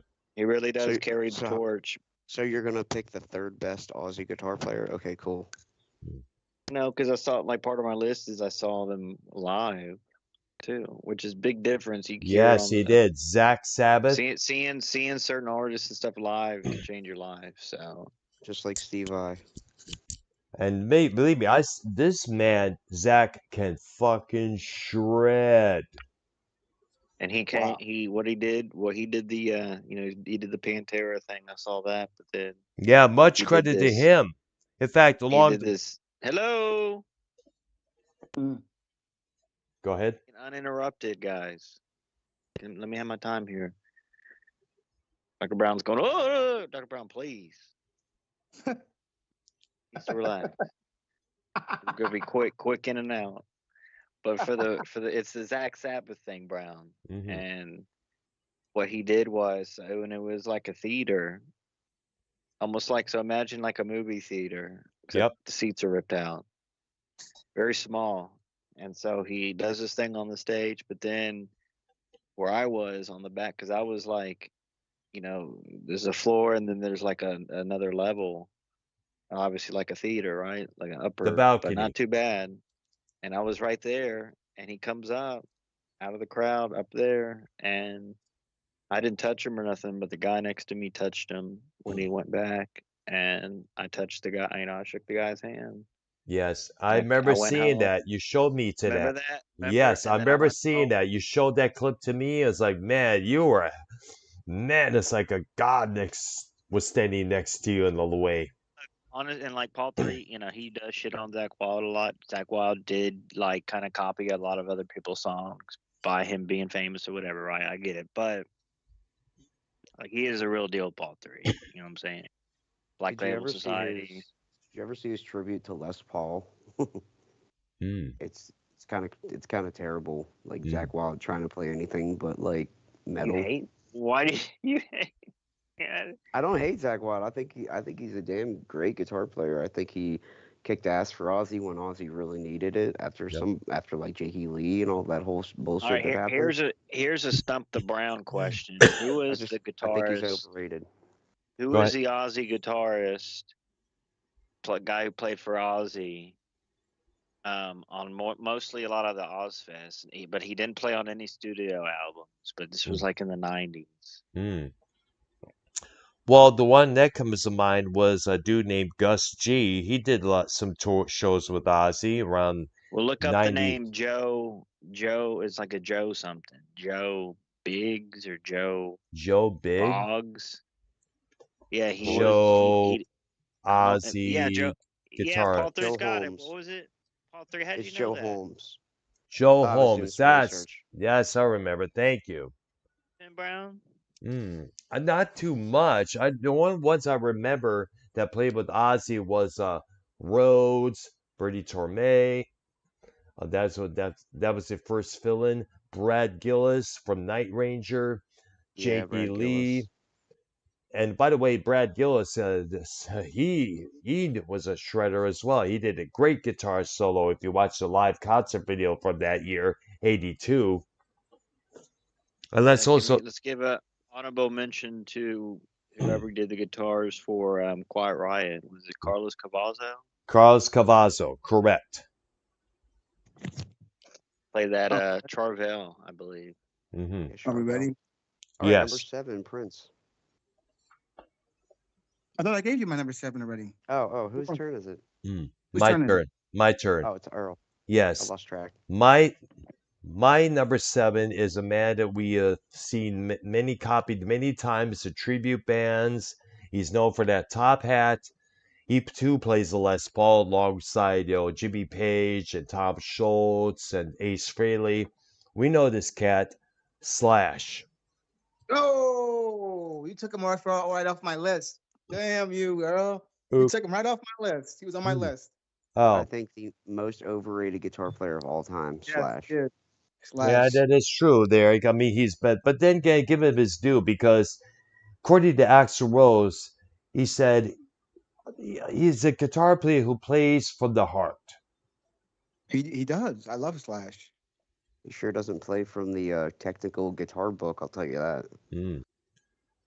He's more like Very one of those backwoods type of guys, I guess you would say. There, one of those garage type dudes, if you want to put it that way.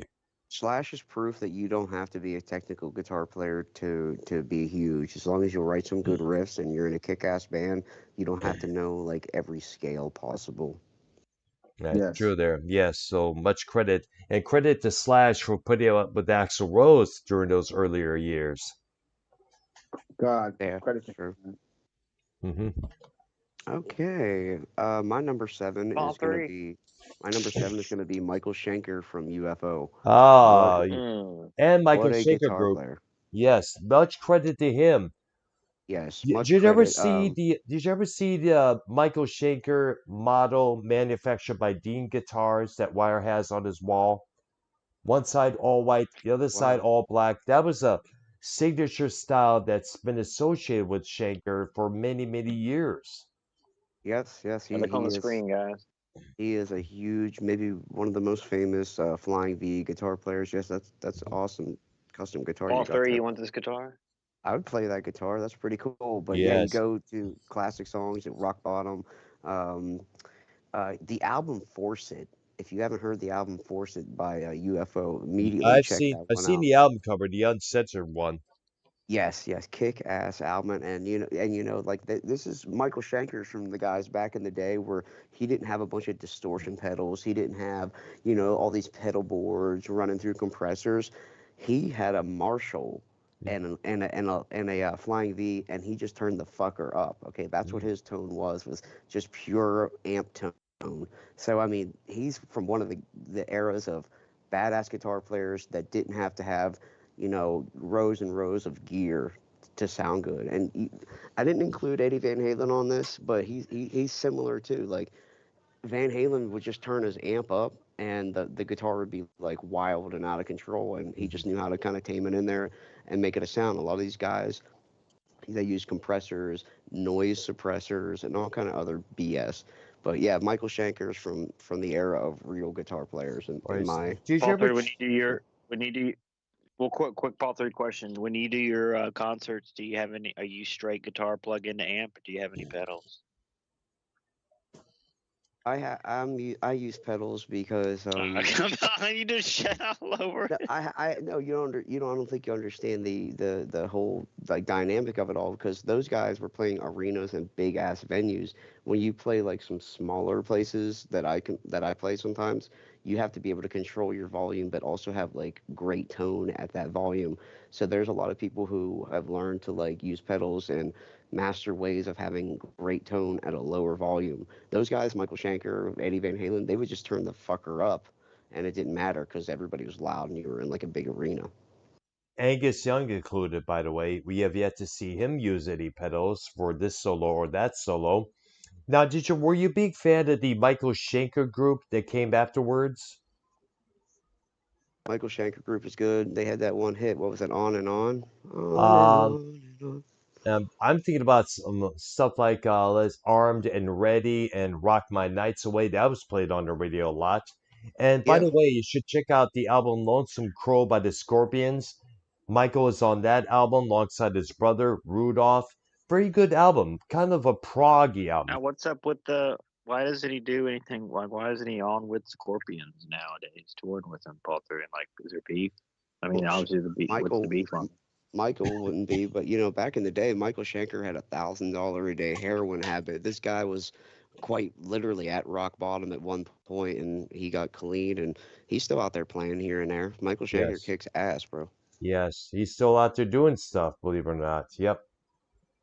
At one point, he had all the three singers from the Michael Schenker group backing it up, including Grant Bonnet and the other two guys whose name escaped me at the moment.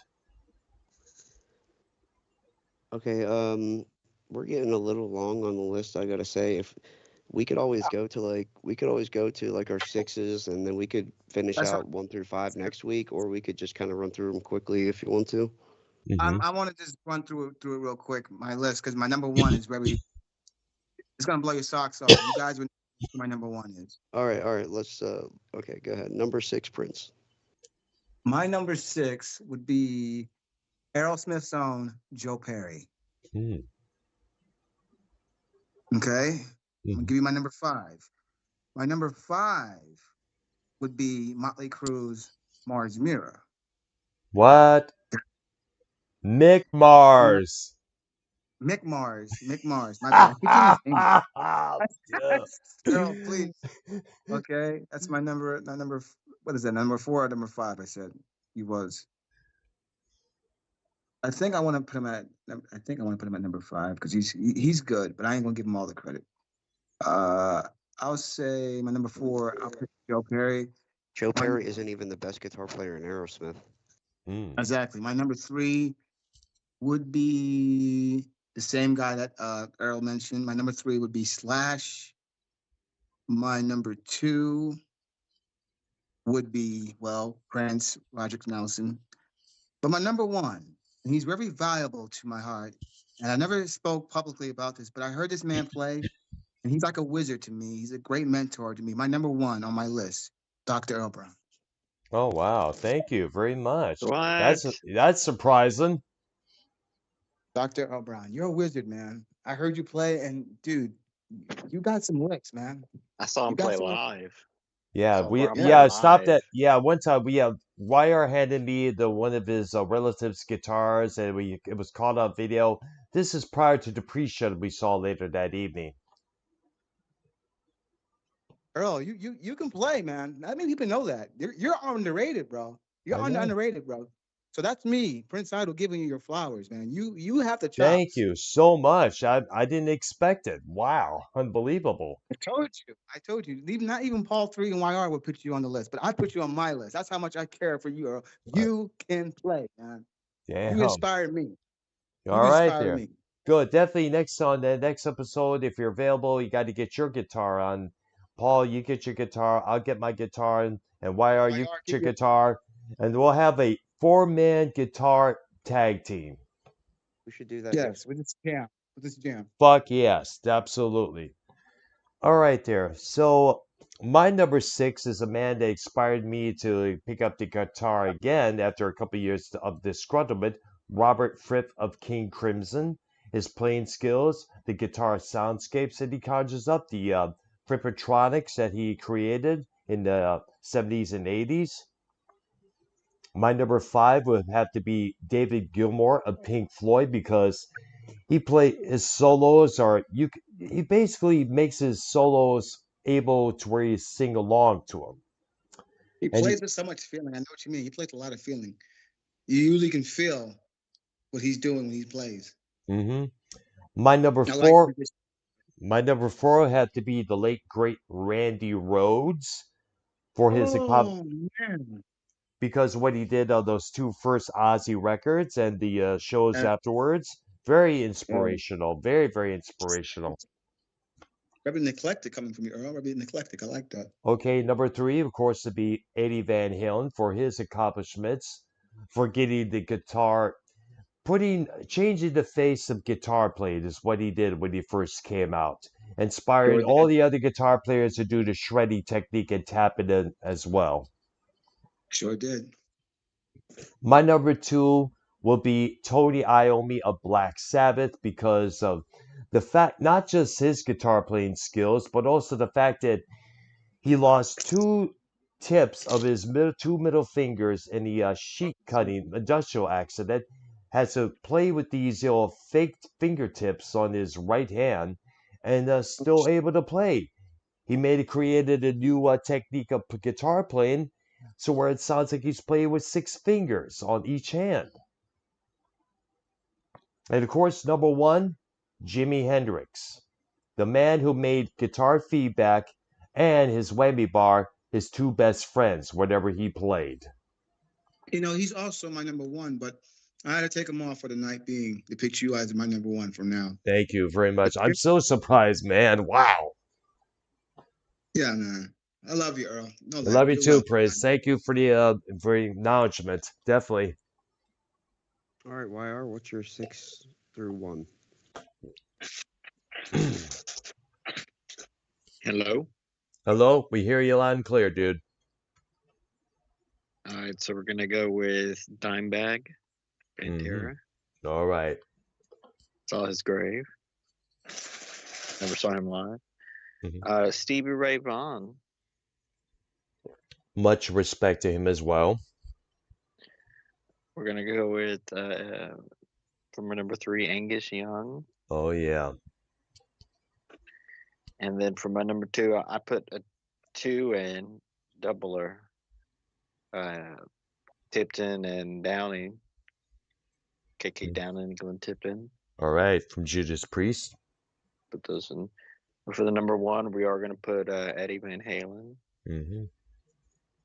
But for Paul 3, did you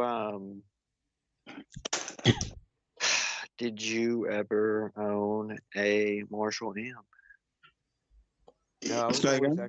I was always a Fender guy personally. I always had Fender tube amps. That was my main thing, and that's what I use today. I never got a Marshall.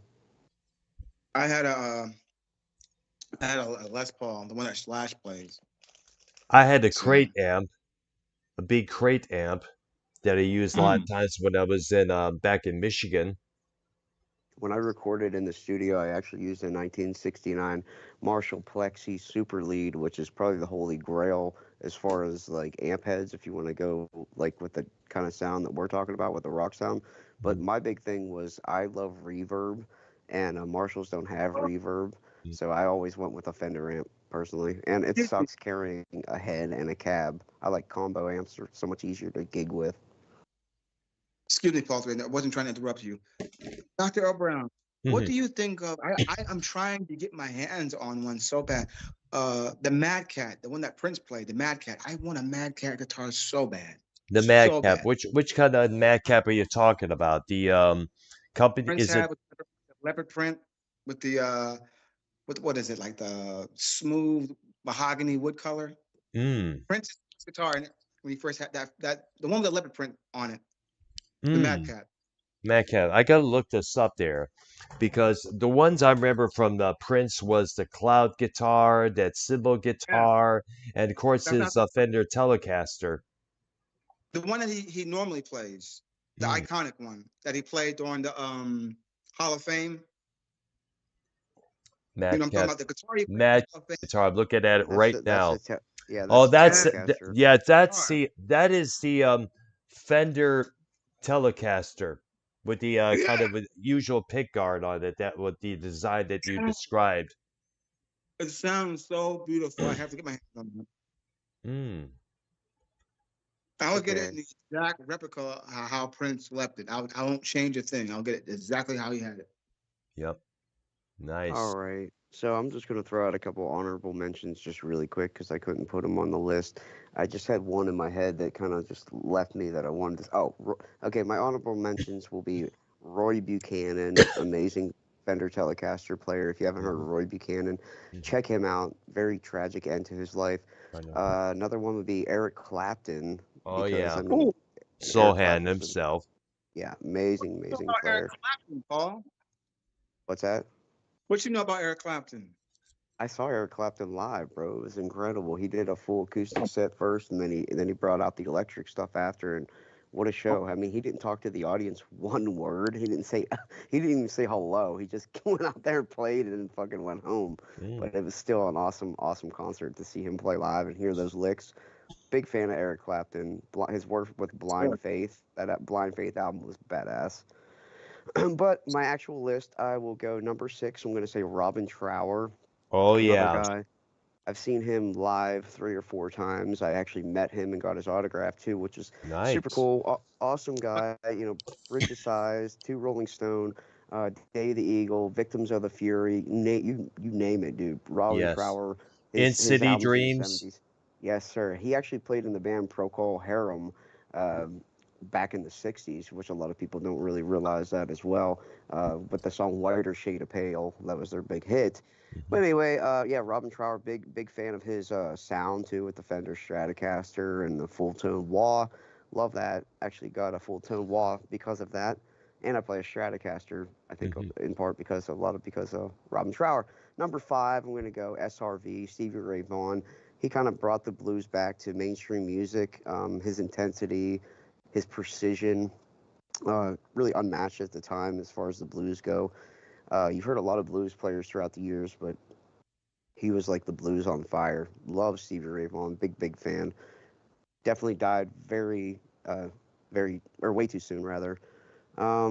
Number four, I'm gonna go Richie Blackmore from Deep Purple. Oh I yeah. mean, dude, the licks and the sound. These are three Fender Stratocaster players in a row. I'm a big fan of the Stratocaster sound. But Oh my. yeah, Blackmore actually in the earlier days of Deep Purple, he would play a hollow. It was like I think it was a 335 Gibson hollow body there, which is pretty cool. I know And what like you're talking about. yeah, like the first Deep Purple album, Shades of Deep Purple. It's not a Strat. It's like that Gibson hollow body sound, but it's still Yes. really good. Yeah, big fan of Richie Blackmore. Number three, I'm gonna go David Gilmour. Oh yeah. What we already kind of talked about that. Gilmore, it's just, I mean, he doesn't have to play a million miles an hour, but the Hmm. notes every note that he plays matters. Yep. Every single note that he plays counts. Huge fan. If you haven't seen, you know, Pink Floyd live in Pompeii, please go out and watch that immediately. That Absolutely. was I saw clips of that, especially when they did the track Echoes. And by the way, I did echoes.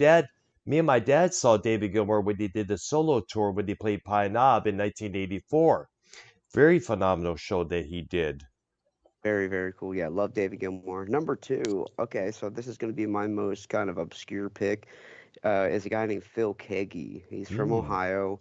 Very legendary guitar player in guitar player circles, but not really known to the mainstream. He's done things like he played at Paul McCartney's daughter's wedding. Like he's in there. He's not completely unknown, but his playing, a lot of people weren't too up on it. But man, that guy was you want to talk about shredding and playing like he was almost sweep picking before anybody was doing that stuff. And we're going back to like 1970 here. Please listen to Phil Keaggy. If you haven't heard his albums with Glass Harp, go down that road. You will not be disappointed. Phil Keaggy's Mm. an amazing guitar player. And number one is just generic as hell. It's Jimi Hendrix. I don't think Mm. anybody has done it as good since Hendrix, and we're going back here many years.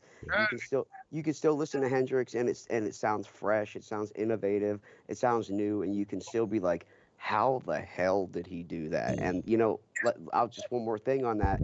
We're talking technical limitations. This was the '60s, so there weren't a lot of a lot of things for guitar players to keep your sound clean. He was another one running through an amp, maybe like a fuzz face here and there and a wah, but that was pretty much it, man. Yeah, His they tone had was in his back fingers. back then the technology was very, I guess in today's terms would be very primitive, but that's what they had back then. So they had to really work hard to get you that particular sound of a drums or a guitar or bass or vocals. Yes. Definitely, Thank it was more on the player. thank you, Paul, for putting him on your list, man. Thank you, man. Thank you, my brother. He's the best of all time. I still Absolutely. think that. He is. He really is, man. For the black community, yes. As YR would say, for the black community, he's my hero. He's my For the hero. guitar player community, it's even more bigger because God knows how many guitar players he inspired. And like I said before, he made feedback Here's what you his guys best do friend know. on stage. I mean, when you think about it. Did you know Mhm. he actually was the guitar player of the architect of rock and roll, Little Richard? That's how he got his Yes, I start. know. Jimi Hendrix Yes, I remember. Yes. played And that's alongside a James. whole Well, that's a whole showmanship too thing too. Like, he would, shove his guitar headstock in the fucking amp speaker, and Yep. he would hump the amp and all kind of shit, bro. It was Mhm. all that showmanship thing, and Hendrix was on that immediately. And let's talk about when Sergeant Pepper's came out. Yes. Sergeant Pepper's came out as an album in Yeah, I know what 1967. you talk about. Yeah, a week or 2 weeks later, the Beatles saw Hendrix live, and Hendrix covered that shit like 2 weeks Yep, after that I album remember came that out. story. Paul McCartney spoke about that. Definitely.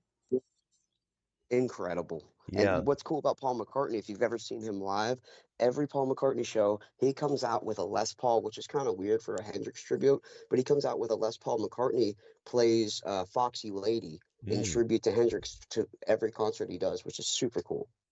All right there. Let's also mention the other guitar player that he had, which is a Flying V as well, with the psychedelic painting on that. He started playing that towards the last year and a half of his life.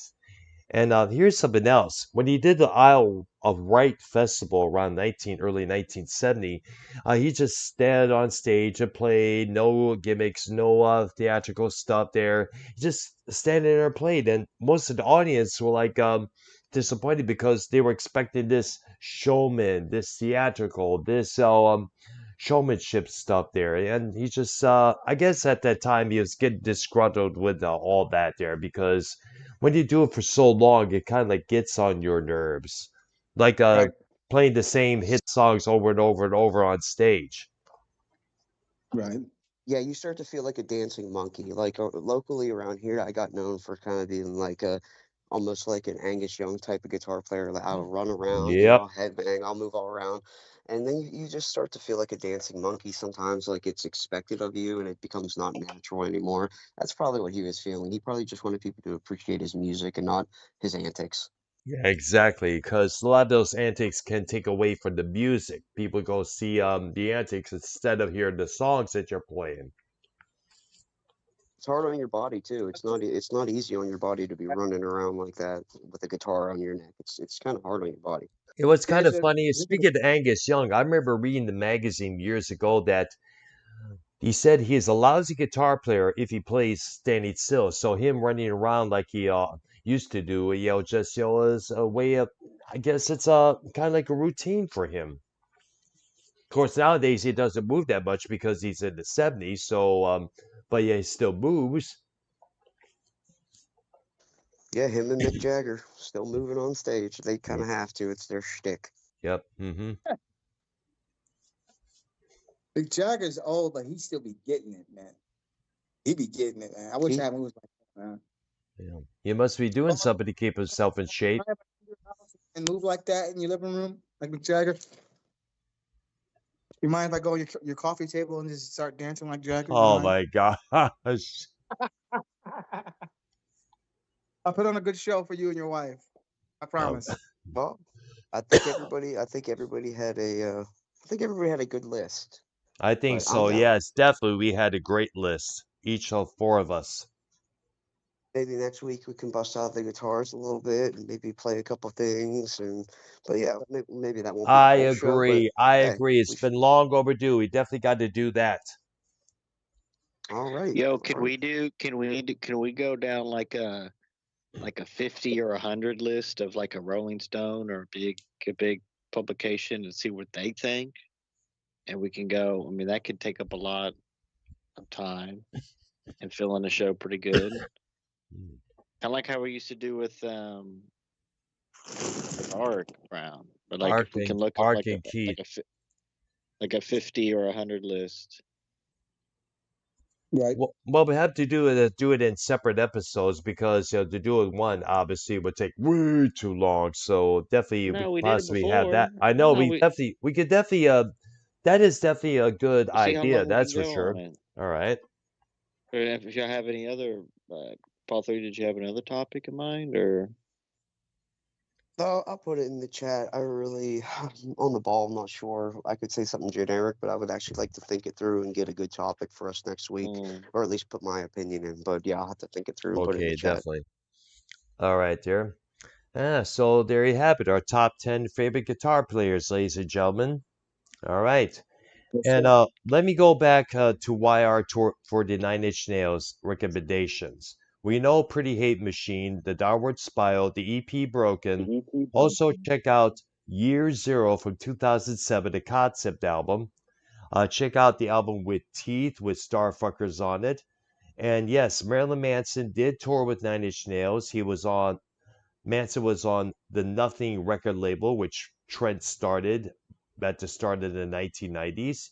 They also had Pop Will Eat Itself, a band called Prick, which opened up for the Bowie and Nine Inch Nails show that we saw. And also they had Rob Halford, his project too, with John Five. That album Voyeurs, that was released on Nothing Records. We talk about the worst pick on this list, which was probably Prince's pick of Dawn. Mm. Pick a Dawn. Dawn. Dawn? Exactly. Yeah, we were like, who the hell is Dawn? That fucking that chick guitar player. He said, like, who the hell is that, bro? Donna? You mean Donna? Donna. Yeah, Donna exactly. I don't remember the Gratis. stupid bitch's name. Donna Gratis, that's her name. She Oh, played with she's a Third Eye Girl. rip, bro. She Connie can go look up. Francis. She can play. Did you say Don't Connie disrespect Francis? her. No, Don't Donna disrespect her. Gratis. Grantis. Don't disrespect her, man. She can play. If Prince liked her, then she can play, man. We talking about Prince. Prince had her as the lead guitar player in his band, so obviously she can fucking play, bro. But Don't what about disrespect that but one. what about Wendy Melvoin? Right now, I wouldn't say anything about Wendy Melvoin because there's an article that she and Prince did not get along. Prince used to abuse her, so that's the reason why they won't release the Prince documentary on Netflix. I looked into that, so Uh, I don't say anything about Wendy Melvoin and Prince ever again because, like O'Shane O'Connor, her and Prince didn't get along, and that's what you guys don't know. He used to beat the living shit out of Wendy Melvoin. really? Prince was, yeah, Because they were Prince was not. because they were never in the relationship together. No, he wasn't in a relationship with Wendy, but he was in a relationship to Wendy's sister, Susan Melvoin. But Mm. he used to, because Wendy didn't ever like on the come up of her career, he was a very narcissistic, control freak, Prince, and perfectionist. I want to get this out because he didn't play the way that he wanted, like how he hears it in his head. He used to abuse his guitar players because he wanted them to play the way he wanted. You know what I mean? Prince was a perfectionist, and because they didn't play the way he wanted and how he heard it in his head, he used to abuse his guitar players. Mm. Yeah, Prince was crazy. I'm I'm learning a looking up lot in about my. the I'm looking Prince was up an on the insecure douchebag, bro. It's because Prince was Yes, like what I'm fucking trying to five say. two. Thank you, Paul. He I was didn't crazy. I did I'm not looking it up, but I did see that there was an article that Prince was jealous of Wendy and Lisa because those two were getting popularity. And here's something else. Wendy and Lisa, being Lisa Coleman, the keyboard player, they were in a Yeah, relationship with one another. yeah, they were lesbians, Yeah, exactly. and they still together to this day. I think they may have broken up but still remain musical collaborators. I know they did the theme for some music for the Showtime series Soul Food a few years back. Yep, Hmm. yep. Yes. But don't get me wrong, Wendy can play. She has some chops. She can play. Hmm. Okay, I got this ultimateprince.com coming up right now. All right, dude, here's what it says here. All right. Okay, they were crushed. I hate when this happens here. Gotta get rid of this. Okay, these little things like sign up for this, sign up for that. I hate that. Speaking to the Bypass current that. on the Bypass. podcast dedicated to the making the sign of the times in advance for the upcoming expanded box set version of the album, Wendy Melvoin described her mood at the time as heartbroken because at the very end of it, we looked at the credits and just said, "Thank you, Wendy. Thank you, Lisa." At the very last credit of the Sign of the Times album. And they sang back up on the song called one of the songs on that album there. And meanwhile, we had done so much work on that record, and you will see on the deluxe record, it was, oh yeah, it's very painful, but we understood. We're not, hey, it hurt like hell, but life goes on. So basically, they didn't get that much credit. Part of that No, they didn't. disappointment is that the two women had such a great Oh, working relationship with Prince at the time. Lisa Coleman added, quote, "I think Wendy and I were just so motivated, inspired, and happy to be where we were, working with Prince, and that he came to the point to trust us so much. We jam constantly, every day, that builds like this love intimacy between all of us. And we would do everything in the studio. Winnie and I would get to the studio and we were so inspired. We would try everything. And from, hey, let's put a bass part on like a patty cake rhymes, things from our childhoods that we think of. And it's like, oh, let's just throw this thing in here. And Prince is like, what was that? We were just having fun. Now, the studio. All right. what I like this. are you doing? Paul's Oh, cranking it up right now, folks. man.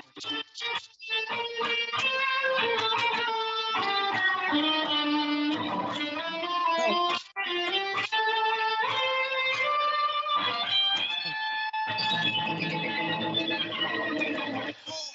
you're giving. Oh, I'm now. Oh,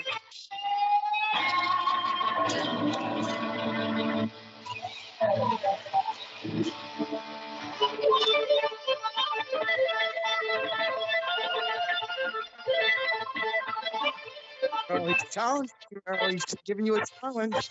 Hmm. Put the guitar on. Let him do like that.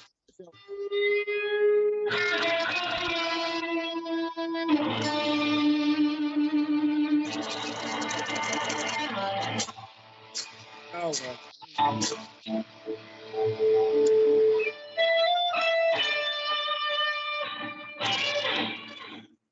I like that. That was Earl, great, man. I like Thank you, it brother. too, but Earl, Yeah. please defend your throne, Earl. Please. I want you to defend it. Otherwise, I'll get my guitar. I'll defend you for him. There's no throne. There's We're no all knights of the round table, bro. We're all knights of the absolutely. round table. That's absolutely there. I agree. That came by surprise. You just blew my socks off, Paul. I don't like that. Prince said to tell you needed to get your guitar and start learning some chops and licks, dude. That blew my socks off. I wasn't expecting him to do that. Yeah, Bro, but I've it been was playing good it was guitar done. since shit. I've been playing guitar for almost 20 years at this point, bro. Mm. I better be Respect. decent by now. Shit. That's that Stratocaster, man. I tell you what, I love Strats, bro. Oh, The man. Strat has a maple neck on it. It's so bright. Yeah. Check this thing out. That's- Strat, and then it has Nice. the big headstock like Robin Trower, like Jimi Hendrix did. Like I said, that's kind of my like Richie Blackmore as well. That's my whole inspiration, bro. Love that shit.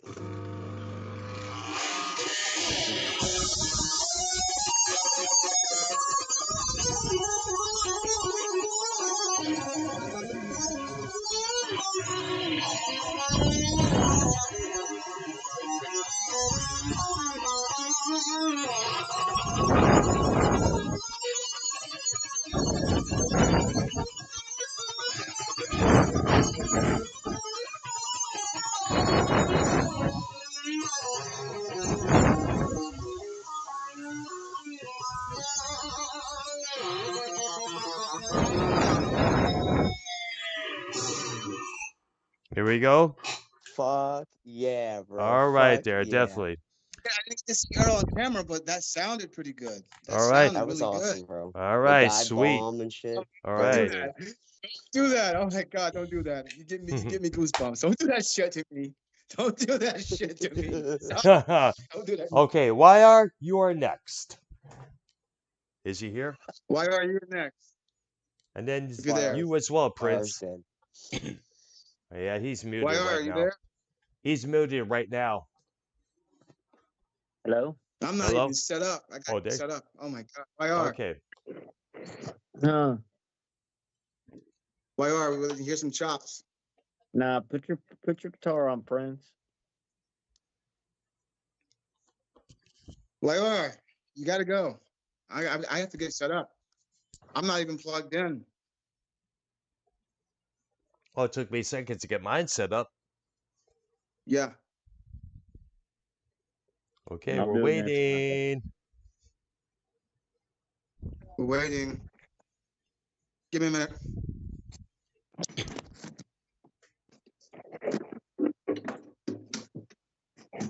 I like when Paul- All right, see it.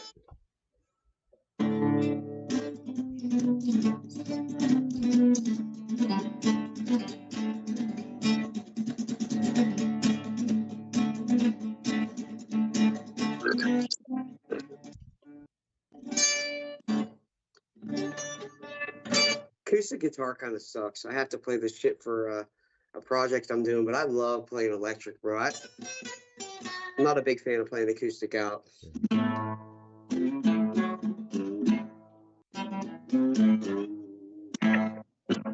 Paul 3 actually does intro and outro pieces for like the news, for the what is it called? Like the Pennsylvania, local news and everything. Really? Paul 3. Paul 3, you could hit that right. Like do a acoustic strum or two for a weather report. Dr. Brown, Yeah. would you do that? Would you do like intro and outro pieces for local news? It sounds interesting. You know what? I came up with the original intro song I recorded was for Real as Fuck TV. That was years ago. Yeah.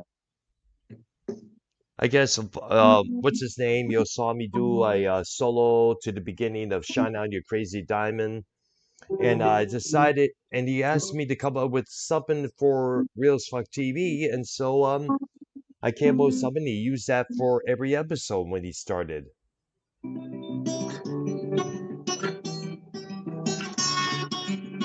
Paul 3, you a big fan of that band Snot?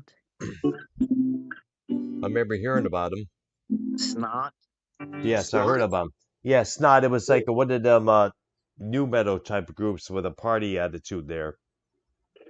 No, I never heard of them. Sugar Ray and Mark McGrath? No, bro, I'm not Can you into play that. that song on the acoustic? I just wanna fly. Oh God, I No, couldn't stand that song. no. You don't know that on the acoustic? Send your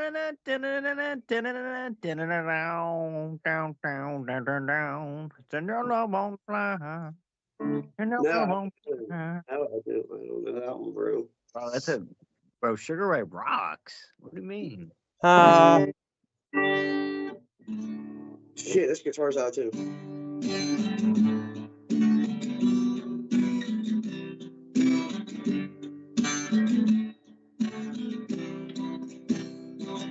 To the window, to the wall, to the sweat drop down my balls. All these bitches crawl, all these bitches crawl. Oh, skeet, skeet, skeet, skeet, motherfucker. Oh, skeet, skeet, goddamn. Oh, skeet, skeet, skeet, skeet, motherfucker. Oh, skeet, skeet, goddamn. That was great, man. Love it. We do that one in our acoustic act. We mix that in and do a couple other songs in there. Yeah, people love that one. All right, love that one. That was great, man.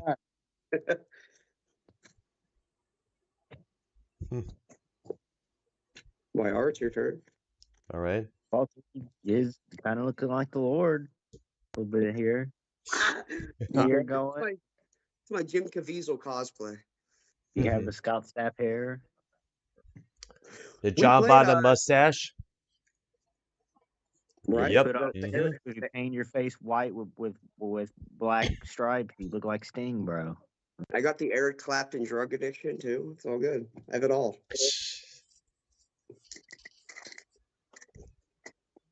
But no, yeah, they're making a. Walter, I thought you were in a big old hurry to leave. We were rushing the list.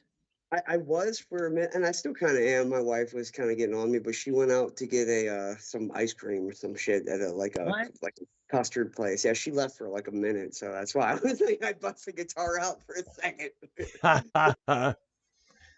Wow. Oh, All right. all three round. Will y'all be interested in singing the Gene Simmons band? Yeah, I'd like to check it out, to be honest. he's still an awesome singer, dude. Like I said, Gene Simmons can still sing. Mm-hmm. And let's not forget, he has one, probably the axe bass that he's played for years, as well as iconic as the Punisher bass that he plays as well.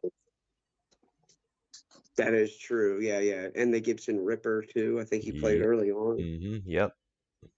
Yeah, people shit on Gene Simmons, man. He's a great bass player, great singer, great bass player, great songwriter. I think he's an asshole. He's an asshole and he's a crazy, businessman, but he's a hell of a musician, in my opinion. Mm-hmm. He is. Right, Gene. As well as a businessman, he had a record label of his own called Simmons Records for a while.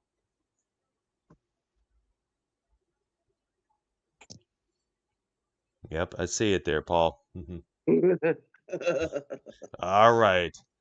Someday we need to do a meetup, guys. We need to do a meetup someday. That would be fucking awesome. Absolutely. Yep. Yeah, absolutely. I second that notion, most definitely. It would be epic, bro, to meet you guys in person, go to a concert maybe, hang out, go out on the town. That'd be pretty fucking cool sometime. Or Betty, do go into town, bring our guitars all together, start jamming like nobody's business. Dude, that would be awesome. I mean, I would be down. We'd have to figure out like a place to do it since we're all in different states. But man, it could be epic. Could be really cool. Definitely got to do that sometime soon. All right.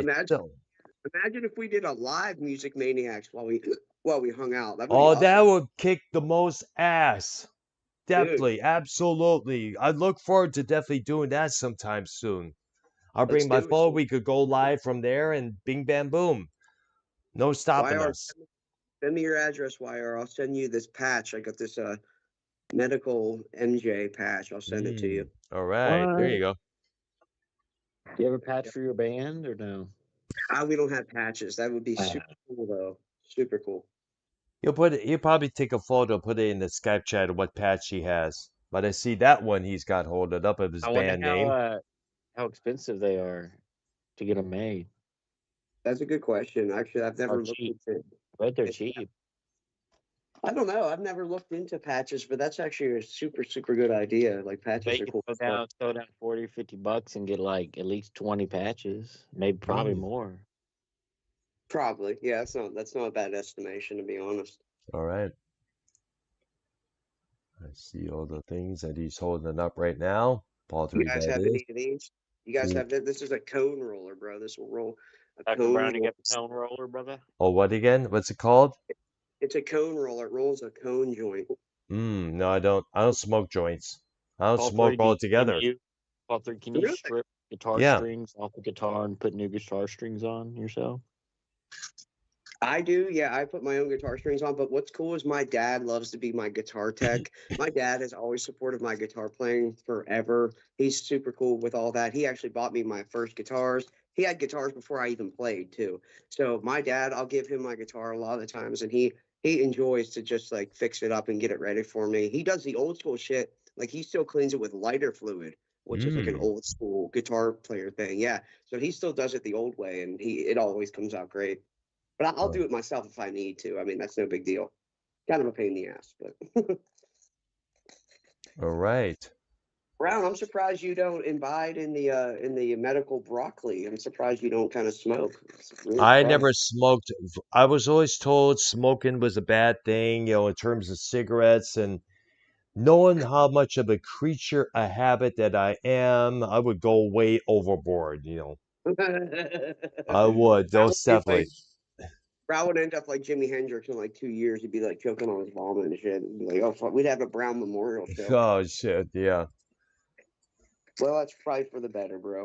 You know yourself more than anybody, so it's probably for the better. But yeah, if we hang out, bro, we got to get turned up somehow. Wherever we're at, somebody got to have something on there because We got, I gotta get my head right if we're hanging out. That's for sure. all right, there. All right, Sarah. So probably next week we'll hear Prince Sido play guitar as well as YR. We were waiting on him moments ago, but me and Paul I don't 3 remember got our who's chops out. going. I thought What's YR was going. what's up? I thought Yeah, my damn. Well, I have one of my tubes just popped, so blue. Your fallopian tubes. What do you mean you're popped? What is that? I'm confused at what's Fucking going on amp, here. his amp blew up, bro. His amp fucking What blew up. pop? What popped again? YR? You cherry? The tubes in his amp blew up, bro. So it's not able to be played. Oh, All probably right, the Dr. Brown, best. you ready to end the program, Dr. Brown? Okay, yeah. So next week we'll hear Prince Sido play his guitar. We'll wait for that. So next week, what we doing? We're gonna do start of a long 150 list of such and such. I guess. What's the main subject we'll be talking about?